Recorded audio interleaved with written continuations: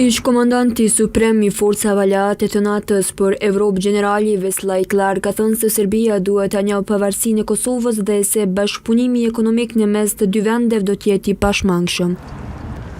Gjatë një diskutimi virtual të organizuar nga Oda Ekonomike Amerikane në Kosovë, ai ka nxitur një të ardhme më të ndritur për Kosovën përmes bashkëpunimit me fshinjet. Për Clark, pasoja një klime të re bashkëpunimi përfshir jo vetëm Shqipërinë dhe Maqedoninë e Veriut, por edhe Serbinë është një mundësi e jashtëzakonshme për të përmirësuar klimën e biznesit dhe për të ndihmuar në integrimin e Kosovës në tregjet rajonale dhe ndërkombëtare.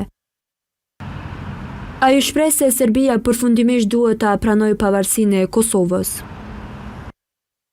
Përfundimisht, Serbia do të duhet të pranojë pavarësinë tuaj dhe bashkëpunimi ekonomik do të jetë I pashmangshëm. Ai ka theksuar se Kosova ka një pozicion shumë të rëndësishëm strategjik. Bota po e shikon Kosovën dhe mënyra më e mirë për të forcuar sigurinë e saj është përmes zhvillimit ekonomik dhe investimeve, veçanërisht nga Shtetet e Bashkuara. Ndërkaq për analistin Blerim Gashi, ky mesazh I Clark është një mesazh I fuqishëm. Gashi ka treguar se ato mund të kemi ndonjë takim qoftë në nivel krye negociatorësh apo qoftë në nivel diplomatik.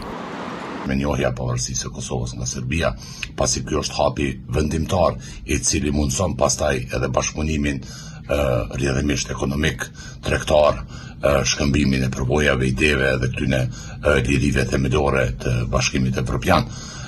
Gjithsesi, që në këtë moment me mungesën e krijimit të qeverisë së re që ka rrjedhur nga zgjedhjet në Kosovë të nënshkurtit, si dhe problemet shumë të mëdha të politikës në Serbi, nuk konsideroj që është e fryshme që të kemi takim të krye negociatorëve të shteteve respektive.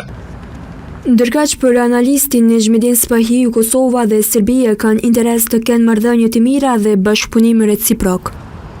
Janë vende fqinje dhe për çdo vend është e rëndësishme që t'i ketë marrëdhënie të mira me fqinjtë e vet.